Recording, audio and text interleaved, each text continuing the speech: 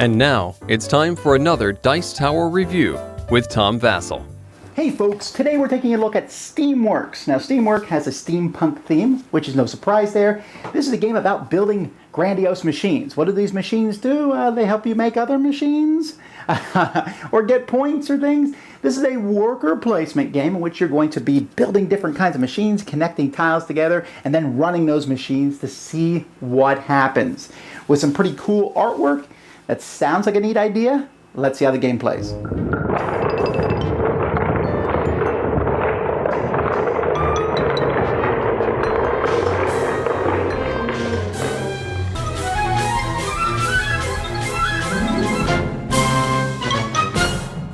In this game, the object is to get the most points. Players are going to get the most points. These little clock tokens are worth points. These tokens here are worth points.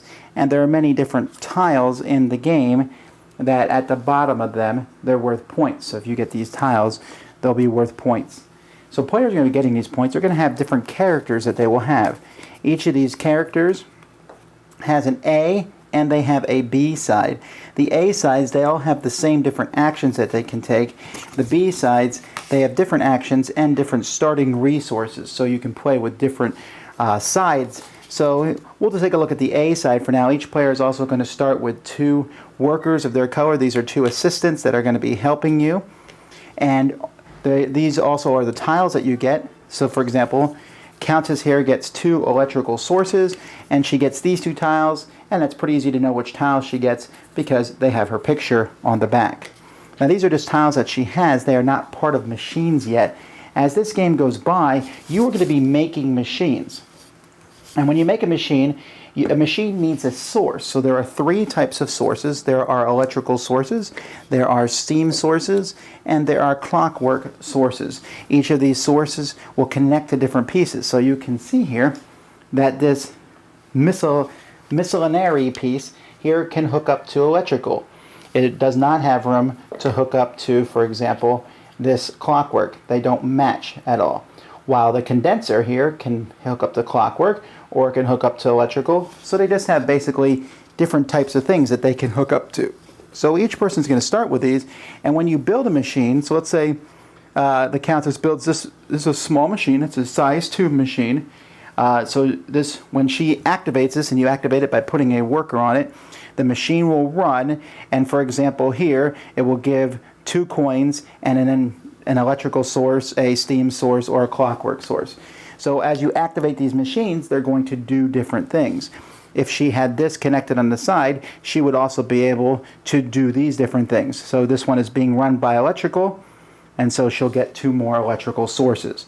So different machines are going to run, and as time goes by, you're going to be able to add cool things to machines. Like for example, here this patriotic haiku generator will let you change money, 1 money for a point, or 3 money for 2 points. There are also things that will allow you to essentially, you can use this power converter. A power converter lets you take the power and run it into 3 other tiles, which allows you to get things out there. There are also, like this Steamworks source here, this is a source tile that is steam and clockwork, or there's even universal source, which is all 3 different types. And there's cards that give you points. You are not the only person who will run your machine. Other people can run your machine too. This red square here, and it's also in here, when someone else runs your machine, you would get that. So when this machine is run, you get a point here for this inflator. However, the person who owns the machine is also going to get a point whenever that's run. Now all of this is done by these workers. Each turn you have these workers, and once we get into the next phases, players will get more workers. And when you get into phase 2 and phase 3, when you put a worker out, you put them on any spot that a worker can be placed. So there's different spots here, or you can place them in your own machines or on someone else's machines, and then you pay the amount here. So this one's free. This one costs a coin to put out. You start with 5, so your coins might run out quickly. This one costs 2 coins, this one costs 3. If you don't use them, you can't afford to or you don't want to, you can just move them here instead of using them, and then you'll get that much money. Now over here, There's different things. This one here lets you run one of your machines. This one here lets you build a machine that is size 2. This one here lets you take one of the 3 main sources. And this one here lets you take the last thing on a conveyor belt. And you can see that on the other side, she has a very different setup. So here, all her people they work for, she has to spend these electric source tiles to hire her workers, and she uses electric source tiles for different things. So each player is going to have different B sides where they have different things that they can do. Now I mentioned the conveyor belts. Here's the main board, which I haven't shown you yet. The main board has different areas on this main board, and mostly these are in turn 1 in phase 1, 2, and 3 in the game. And there's different machine pieces coming down. And at the end of each round of the game, the last 2 are going to go and everything moves over if no one has bought those, and new ones will be placed out. Players will often be able to take the last piece here, and they'll be able to build machines with them. There's also some special abilities on these machines that let you add to a machine. Like, for example, this one here, this manufacturer, this allows you to build a machine depending on what source you're using. So an electrical source lets you build a size 4 machine, while if you're using the Clockworks machine source, you're only going to build a size 2 machine. So you can't build humongous machines until later on. There are different things that will allow you to add to a machine that's already in play. Or if you're Professor Lucius Fitzgerald, that's one of his special abilities, is to add to a machine that's already in play.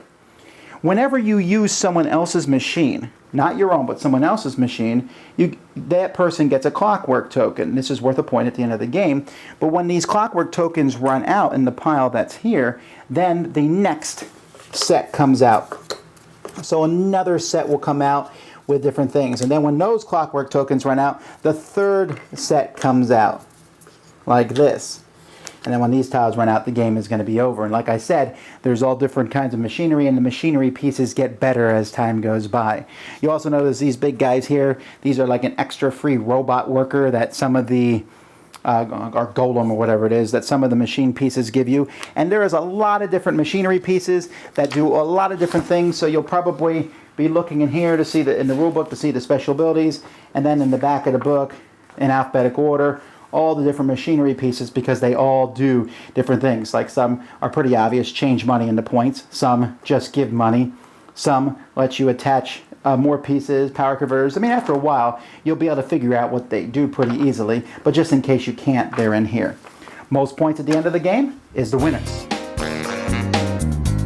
Okay, first of all, I like the components of this game. The tiles are nice, good quality, it looks cool as you put these machines together. Yeah, there's a lot of symbology on the different tiles, and you'll be looking in that rule book a lot, but it's not the end of the world. Now, the rule book is not perfect. Tasty Minstrel seems to like to leave rules out of their games occasionally.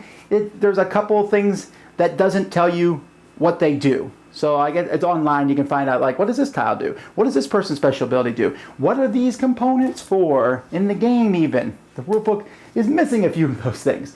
But it's not critical. You can find them, and even if you don't find them, you can still play the game without these things. But it should be mentioned that exists.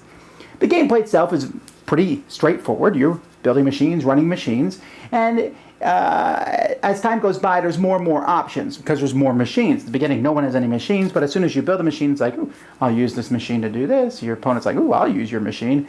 And so at the beginning of the game, some machines are like, ooh, that machine gives money, because money is tight in this game. I want some money. And I like the fact that you pay for the more workers that you have, or you can take money, so there's always something to do, even if it's just taking money and preparing for the next turn. I also like how when someone else uses your machine, you get a point, and it also kind of progresses the game, so you are deliberately building machines that tempt other people to use them. At the same time, you don't necessarily want them to use a great machine, because it will help them out too. Where I stand on the game is that I like running these machines, and I'll tell you what, the last third of the game is so fascinating to me. It's like, ooh, look at that machine, look at that machine. And that's good. The game ramps up, and as it goes by, it gets better and better. The problem I found with is the first fourth of the game is, to me, kind of a slog, because the machines are just not that interesting. They're small machines. Take a tile here. Build another small machine. It's like, but eventually it's like, get money, turn that money into points, do this, take these tiles, turn these tiles into points. Like, oh, look at that cool machine. And so The first time I played it, I was like, I don't know, I'm not liking this. It's so boring. My machines aren't that great. That's kind of cool. Ooh.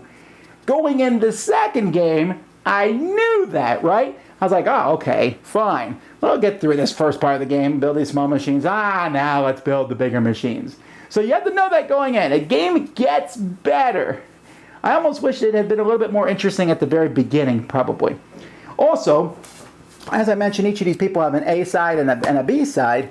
The B sides are way more interesting, but they're also very different. Do not play with them your first time through because you will feel like someone's is better than everyone else's. They're not, I don't think. I'm sure someone better at games can figure out if one of them is unbalanced or not, but they do play extremely differently. The B sides have very different actions. The A sides, everyone has the same action, but the B side, you'd be like, what? You can do that? Oh, what? Oh man, I didn't realize that money was so critical for this person, or this person's supposed to be doing this, because they each will have a different way to play. And once you play the game multiple times, that's great that you have that variety, that you can do that. And I love games that give you the A side where everyone's the same and the B side. So overall, what are my thoughts on Steamworks? I think it's an excellent game. I wish the beginning was a little faster, but I do like that it gets better and better and better and better. And right when you're like, yeah, the game ends, and you're like, yeah, okay, that was good. That's right where it should have ended. It's not a long game. There's some minor rule changes for 2 players, some different things going on, but it does encourage interaction. There's a little bit of slowness maybe as you check, okay, what does that machine do? It does that, and that. But other than that, I think the game plays. It doesn't. I like the idea of running machines. I love the idea of, dropping a ball, boop, boop, boop, boop, boop, boop, and seeing all these things happen.